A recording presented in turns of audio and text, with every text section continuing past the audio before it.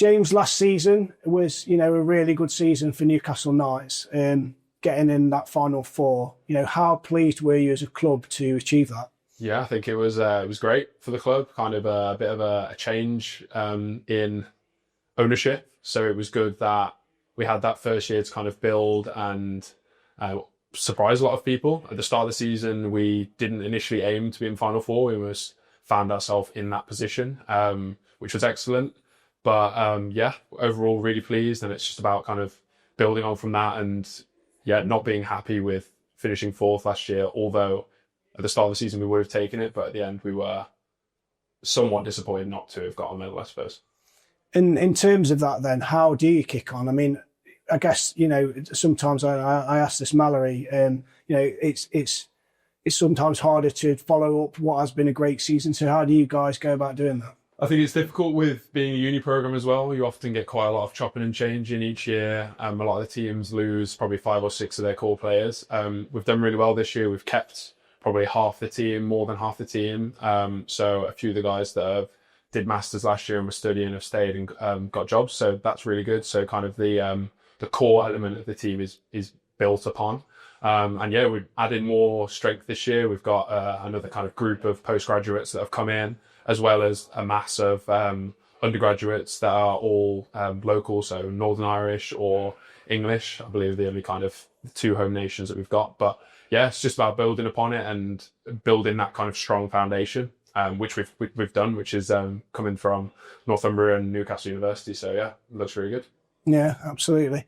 And in terms of going forward this season, how much influence is Sam Shenton going to have, and how much has he had in the past? How his vision, I guess, is what I'm trying to say. How important is that to the team? Yeah, it's huge. He ultimately decides everything for us, but it's perfect. It's a good mix of kind of tactical understanding as well as also he knows what it's like to be a student for a lot of the guys. So he knows that they're gonna have their fun where possible. So it's about finding a balance, and he knows how to do that. But tactically, we set up really well. Obviously, we're superly lucky to be sponsored by Ball Time, so we have access to kind of all that technology. So we're always kind of watching games, video on other teams. So ultimately, the ball is always in our court to succeed. He gives us the opportunity. It's just whether we're kind of on the ball enough to be able to do it. You mentioned that some of the guys now have finished studying. I think you being one of them, and got jobs. For you personally, how have you found that transition from being a student player to being a working player, I guess? It's very different. I spoke to Sam about it at the start of the season. He says that it almost helps because last year I struggled a lot with, I had a big injury halfway through the season, struggled with kind of managing the load. But he said in terms of working, you're off your feet a lot more. So ultimately it can be for the best. It's frustrating, obviously, because I want to play volleyball as much as possible. So you miss out on these kind of midday practices because I'm working and stuff. But I think if I was on my own, I think it would be a bit harder. But there's a couple of the other guys that are in a similar position, so we kind of all find time to do stuff together. And yeah, we still train however many times a week as a group. So I don't really feel like I'm missing out on too much. But yeah, it's definitely a big change from last year. So Ollie, just tell us how you first got into volleyball. I had played when he started when he was like 15, and he played in all his day Div 1, now Super League, and I've just been going to his games since I was 4 or 5 and pep go with him on the side. I had Darren Dennis coach me because I'm from Essex, which is one of the centres for volleyball in the country, really. Like Boswell's is the best junior programme in the country, I'd say. So having Darren since I was 8, winning national championships and stuff, playing for him since almost 10 years, and then playing England with Sam, being recruited to Newcastle for him, and then just taking it from there, really.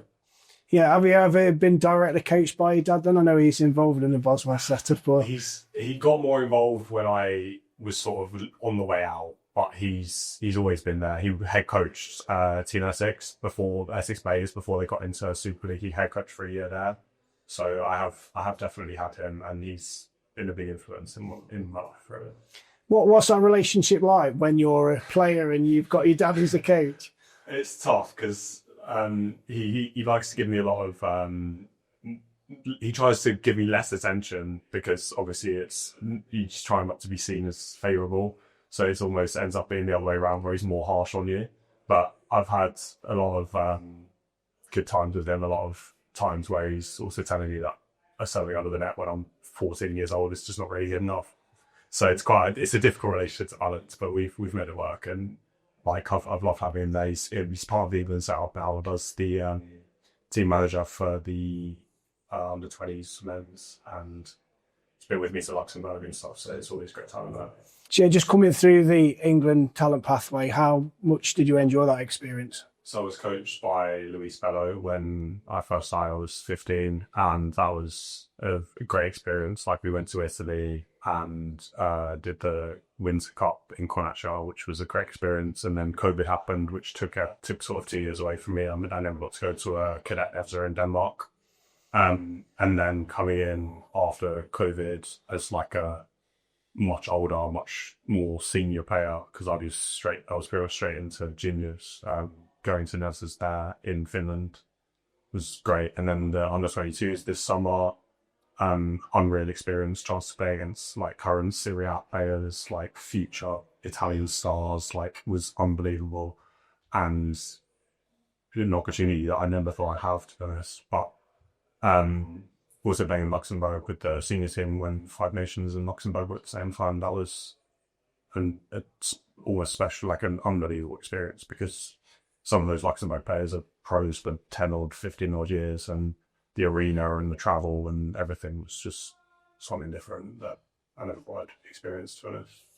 So on court, you're quite a lively character, and so cheering the lads on. Is that something that you consciously do, or is that something that just comes naturally to you? I wish I could say it was something that I consciously did and had control over, but no, it's something that just I've been brought up with. Obviously, coming from Black Country, it's a club where you're allowed to show your personality, and it's actively encouraged.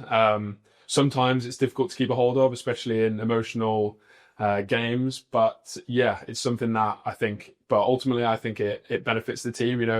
I've heard other coaches actively worry about how much we as a team are loud and are going to talk through the net. I only intend it as banter, to be fair, but ultimately if it affects the concentration of the other team, then I'm doing something right. So yeah, it's something that I wish I could have control over, but don't fully yet.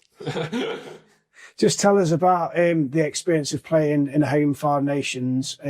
It's quite a rare opportunity, I guess, to play for England in your own country. So what was that like for you? Yeah, it was great. I had the pleasure of doing a Nevza in Kettering in 2018, I believe it was. So I've kind of experienced that home England Corps before and loved it. Obviously, that was in the junior program. And then moving I think 6 years later, doing it, it felt like a kind of a throwback almost. But it's great. We don't get a lot of opportunities to play in this country as a national team. And I think it's important that people see how much we're developing, because we don't get a lot of we don't get seen particularly often. So it's always an honour to play for England as well. It's something that after I finished kind of my junior pathway, I never thought would happen. So yeah, it was a great privilege, and yeah, it's nice for kind of my parents to be in the stands again, other family members, friends be able to come along and watch. But yeah, it was overall it was great. You mentioned as well about trying to get more attention on the sport, and it's great to have that. How pleased are you to see kind of the type of thing, the extra coverage, the Super League Lives, the opening weekends, all that kind of thing, in terms of trying to build the sport? And have you seen a bit of a change since you first started playing in that regard? Yeah, the change is massive. Like even in terms of things like the Instagram. Like I remember when I first started playing, it was almost like a bulletin page that would get posted on if a game got cancelled because of the weather and stuff. So yeah, it's great to see. I've got a lot of friends that are outside of volleyball that when they see kind of the live stream, for example, one of the Super League Lives, and they see an interview at the end of the game with me, it feels like almost like a Sky Sports interview, one of them said. So yeah, it's brilliant how much it's changed. I think the more of it we do, the better, because ultimately that's how we grow the sport. And it's about kind of trying to entice these younger people to play the sport and stay with it, because I think it's there's a lot of people that play at the grassroots level, but we lose them when they get to a certain age. So if they can see, oh, I get to go to Loughborough 3 or 4 times a year. There's a live stream coverage on YouTube. It gets 10,000 views. I think it kind of adds to the profile of volleyball, and ultimately it's just getting us closer to the end goal of hopefully someday making the league somewhat professional in a sense of people are coming over here to play. James was mentioning that it's kind of hard to sometimes to keep people in the sport. What's kept you in the sport? What is it about volleyball that you like so much? No, to be honest, I like when I was growing up, my dad always was playing, and that always made me I always wanted to be better than him, and that's debatably I've achieved that, but I mean he'd disagree, but so just pushing on and seeing how far I could take it, because I've spent so long, I've been playing volleyball for almost 12 years now. It's part of who I am. I want to take it as far as I can, and whether that's playing professionally or playing for the senior national team as much as possible, something I've always wanted to do. Kids always want to be professional athletes. So. What can people expect to see from the Newcastle Knights this year, and just talk a bit about the new personnel coming in and how they've kind of integrated into the squad? We've got a couple new, 2 new American guys, an Australian guy, and a Brazilian guy from the States, and then some new freshers coming in who are all English, and then a couple Northern Irish people as well. So it's a big blend, but it's one that we already had.